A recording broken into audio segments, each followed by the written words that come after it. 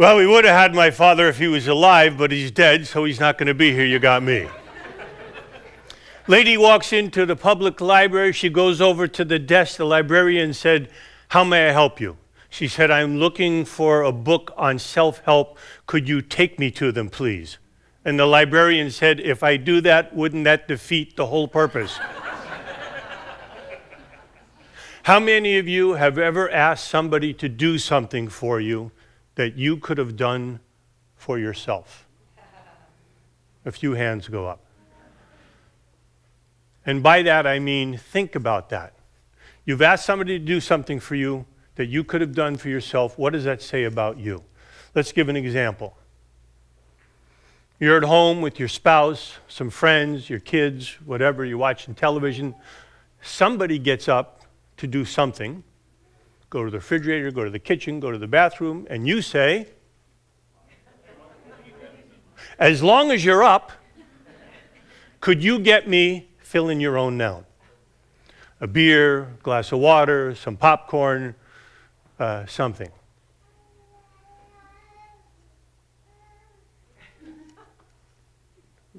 I don't have heckle retorts for a...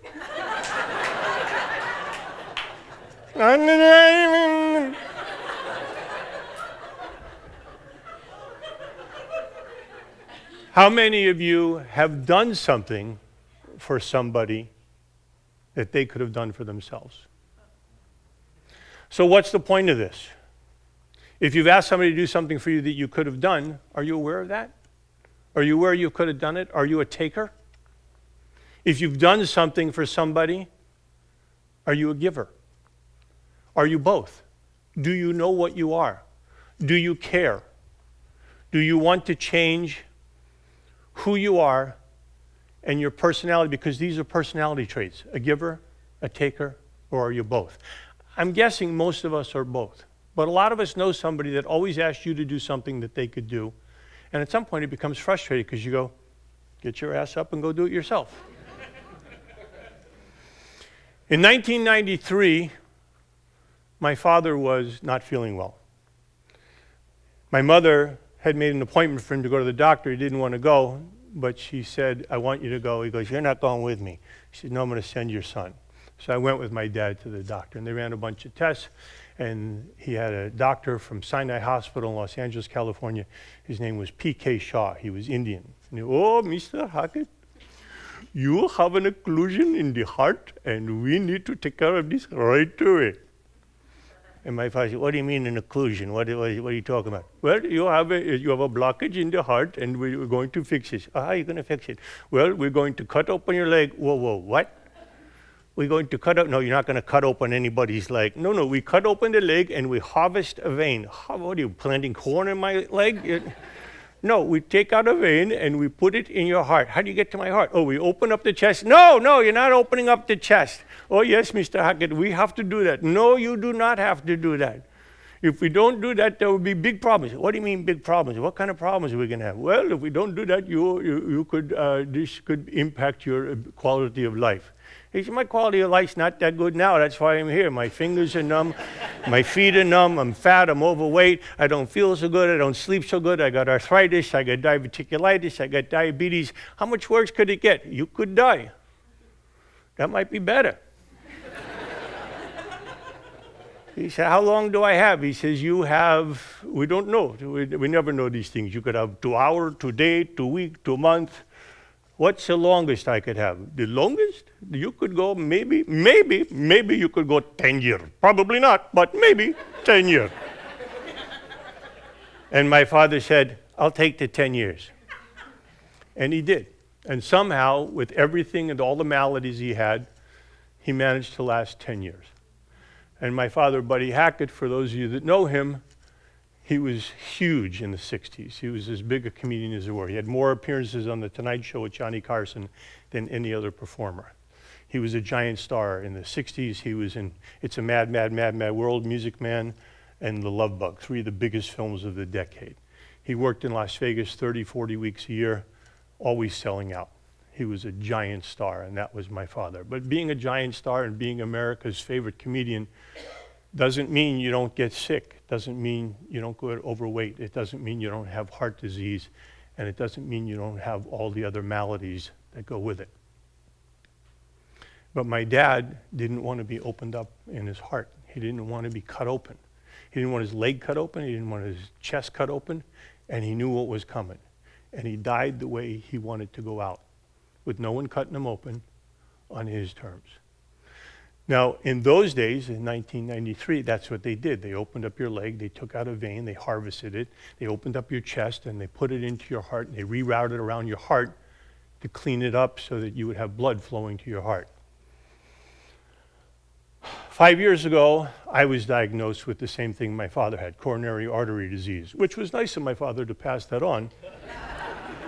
And I thank him for that. And I got it much earlier than he did diagnosed. And I went to the doctor. They did a stress test. And the doctor, who was not Indian, said, you've got an issue. And we need to get you in here for an angiogram. And medicine had come a long way. And we live here today with iPhones. And how many of us remember when there were no iPhones? When there were no smartphones? When we didn't think about things like that. We didn't know. So for me, they put a hole in my wrist the size of a pencil eraser. They put it in a catheter, and they ran it all the way to my heart, and they put 3 stents in my heart. And I remember they drug you, but they don't put you out. So I'm laying on the table, and the doctor says, well, you've got a 98% occlusion. That's not good. Oh, no, it's 99% as I'm laying there, and pretty much comatose and can't move and can't do anything. And then he says, no, it's 100%. I'm going to fix this right now. And he did. And he fixed me. And after he fixed me, he said, you're going to be on medication the rest of your life. And I said, well, what do the stents do? He said, it's a little tube that goes into your artery, and we push out all the plaque. He says, and the blood goes through there. He says, and you'll have another, 2, 5, 10, 15, 20 years of life, depending on how you take care of yourself. I said, what does that mean? He said, well, you're going to be on medication. The stents can be rejected, so you're going to be on anti-rejection drug. You also need to exercise every day. I said, what do you mean by exercise? He says, you got to walk. You got to walk and get your heart rate up. I said, how much? He said, that whole 10,000 steps a day thing, that's a good starting point. He says, you got to do it at least 3 times a week. You got to get the 10,000 steps in and get your heart rate up. And if you could do it more, that'll be better. You're also pre-diabetic. And you got to watch your diet. You got to watch your sodium, and you got to watch your sugar. Why do I tell you these things? I'm now 65. I've been around an extra 4 years because I decided to take care of myself because that was my choice. I wanted to be around for my kids. Those of you that are younger than me and think maybe you're overweight, or maybe you're headed towards diabetes, or maybe you're headed to any of these things, think long and hard about your choices. You have choices to make. It's on you what happens from here. You can start to affect change for yourself. All these wonderful speakers telling you about all these things you can do, but none of them make a difference if you're dead. You've got to take care of yourself. You have to decide, are you going to find time in your life to exercise? Because if you don't find time now, at the end, my mother-in-law had diabetes. They told her she couldn't eat sugar. She said, what do they know? They took her a piece at a time, first some toes, then the toes on the other foot, then half a foot, then her below the leg, and then below the knee, and then both legs. And when she finally passed away and we went into her apartment, we found candy everywhere. She couldn't be anywhere in the apartment where it wasn't within arm's reach. And that was her choice. But you get to make a choice now for yourself. What do you want to do? Do you want to save yourself? Do you want to change the course of your life? Do you want to be around for your wife, for your children? Do you even have children yet? Do you want to have children someday? I don't know what your situation is. I can just tell you what mine was and what I chose to do for me. So are you a giver or a taker? If you're a taker, you don't care about yourself and you eat all the shit you're not supposed to eat, and then in the end, they take you piece by piece. If you have diabetes or you have some other malady and you're bedridden, and you make the people that love you take care of you. Is that what you want to do? I don't. My dad didn't. He just wanted to go quick. And boy, after 10 years, he just dropped dead. Another guy walks into the library, or a guy walks into the library, excuse me, not another guy, it's a guy walks into the library. Librarian said, may I be of some assistance? He says, you got any books on suicide? She said, in the back, under S. Guy goes to the back of the library, comes back to the librarian, he said, there's nothing there. She said, I guess nobody brings them back.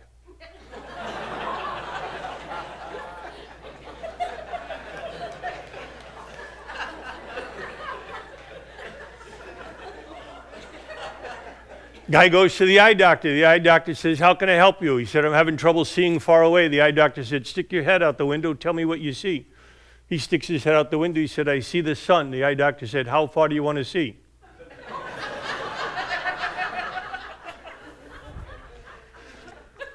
The sun is 93 million miles away.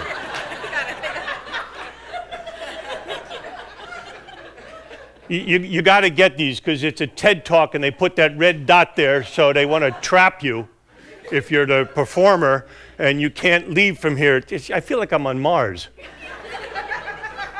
It's the red planet. I'm waiting for the lunar rover to show up, the Mars rover.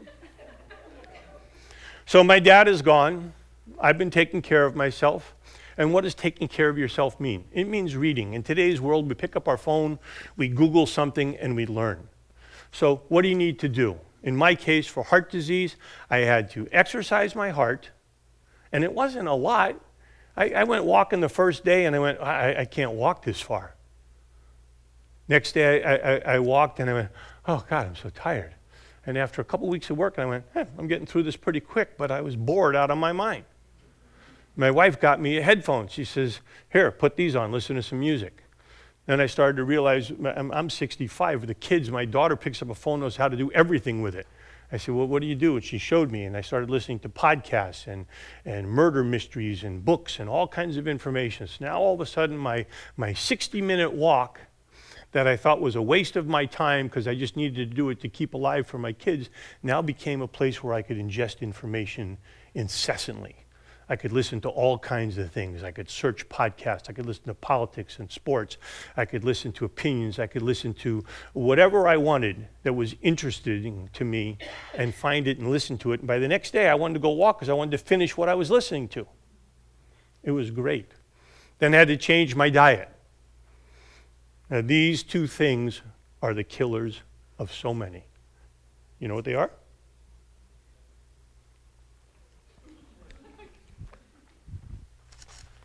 No, we don't. Could you tell us, please? Okay, you know what? I'm not real happy. I have to do both parts.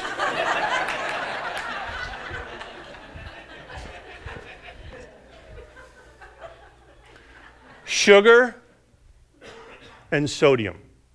Let's understand sugar, because I'm not here to sell you anything. I'm not here to tell you about my vitamins or anything else. I'm just here to tell you, if you think crack cocaine is bad, sugar is worse. They put sugar in everything. Sugar is in everything. A diet soda has fake sugar, which is a chemical which is actually worse than sugar. It makes you hungrier to eat more shit. Understand that. Understand what sugar is. It is an attack on your system. I used to wake up every morning, I would go to Starbucks, I would order a venti mocha. And before my heart incident, is what they like to call it, I had no idea what was in that. Sure tasted good. Apparently, it's sugar with some liquid added to it. 450 calories every morning. And I'd have a muffin. Another 450 calories. When you're taking care of yourself and you read about this, and my numbers are just general, your numbers are for you, for your weight, your height, your age, figure it out. But the dietary requirements are supposedly 2,000 calories. Women less, probably about 20% less, maybe 1,600. And they say 2,000 calories to maintain your weight. Bullshit. 2,000 calories, I was putting on weight. So I dropped it to 1,800. I was still putting on weight. I went to 1,600. I leveled out. When I go less than 1,600, I lose weight. If I go more than 1,600, I put on weight. And what are you eating? Are you eating things high in sugar? If you're eating things high in sugar, you are destroying your body. That's your choice. That's you doing that to you. Pick up Google. Read about nutritional information. Figure out how can I, so I went from my mocha and my muffin, 900 calories first thing in the morning, and you know what? I was still hungry after that. And I went down to black coffee with a little splash of cream, 15 calories, and no muffin.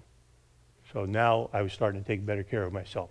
Sodium. Sodium is destructive to your body if you have too much. We need a certain amount of it.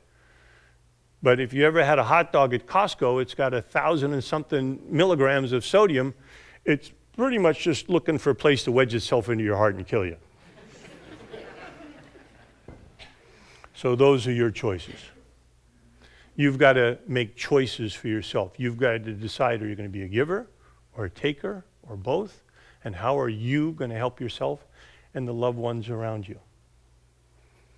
Lady goes to the dentist. She walks in. She sits down. The dentist looks in her mouth. He says, you have a tooth, needs to come out. She said, ooh, I'd rather have a baby. Dentist said, make up your mind. I got to adjust the chair.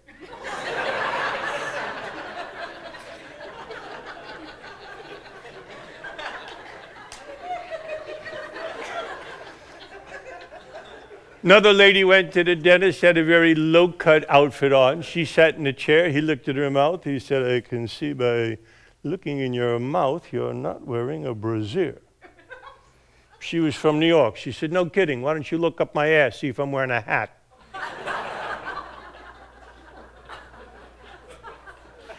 They don't like New York jokes. Guy goes to the dentist, his mouth is all swollen. He sits in the chair. The dentist looked in his mouth. He said, you have an impacted wisdom tooth that needs to come out. I'll give you a couple shots of Novocaine. We'll get it right out of the guy. He said, no needle, no needle. I hate needle. Something else, something else. Dentist said, I'll give you some gas. No, not gas. Give me very thick, something else. Dentist said, here, take this Viagra. Guy said, will help with the pain? He said, no, I'll give you something to hold on to while I pull the tooth.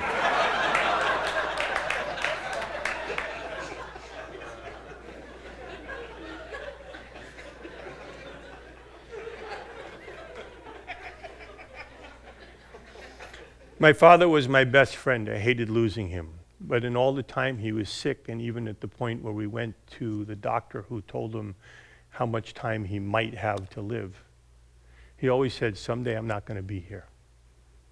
And he prepared me for what was coming in the day he wouldn't be there. And you owe that to the people you bring into this world if you have children, to let them know, I'm here now, but I won't always be here because God willing, that's God's plan, that we go before our kids. But we also don't want to turn into where they become the caretakers of us. So you have a choice. You can take a little better care of yourself. Look at your sugar. Figure out how much sugar you have every day. You're supposed to have about somewhere between 30 and 40 grams of sugar a day. If you have one Coke, there's 39 grams. You've pretty much sugared yourself to death. And for those of you that have 2 or 3 Cokes, so I drink that all day long, you're killing yourself. But that's your choice. But just know that that's your choice, that you made a choice. And that you heard someone talk to you and tell you, you're making a choice. That's your choice now that you know. Look it up for yourself. Find it for yourself. Understand for yourself. Make a difference for yourself. When you're sitting in the chair and you want somebody's getting up to get something, you could get it for them, or you could go up and get it for yourself. You get a little exercise, you get the heart moving, you get the body moving, and you go, what am I going to get? Am I going to get myself a Coke, or am I going to get myself water? It's just that simple. I'm thirsty, water will take care of the thing. It has no sugar in it. I'm in that much better shape. All these wonderful speakers today, I've had an opportunity to listen to a lot of them, and they all have wonderful advice for you, and wonderful things to tell you, and wonderful ways to do things. But if you're not alive and functioning, if you can't get out of bed, all these other things they're telling you don't make a difference. So you got to help yourself. And I watched the guy talking about when he said about learn to fire yourself. I think, Brian, are you here? Yeah. Am I misquoting that? Higher fire. Higher fire. So my dad said, do something you love, you'll never work a day in your life. Now, we're all not that privileged, but if that's what you aspire to and you go after your goal of what you love and what you want to do, I love talking to people. I love being on stage. I love making people laugh.